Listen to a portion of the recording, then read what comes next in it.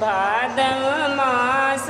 सुहावन यति मन भावन यति मन भावन सखिया सजी धजी चलली सगरवा ललही छठिया पूजे ललही छठिया पूजन सखिया सजी धजी चलली सगरवा ललही छठिया पूजन ललही छठिया पूजन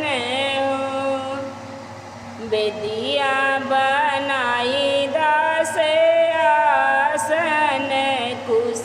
के सिंहासन कुश के सिंहासन हो मई बहिनी सगरे से निसर छठिए मैया दर्शन देखा मई हो बहिनी सगरा से निकर छठिए मैया दर्शन देखा हो केहू सखी चरण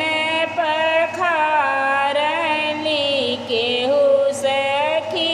बेनिया डोला में केहू सखी बेनिया डोला में हो बहिनी केहू सखी पैया चला गई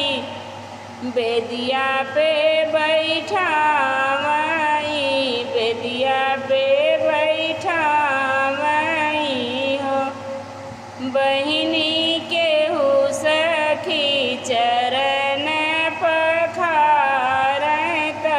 केहू सखी बेनिया डोला में हो केहू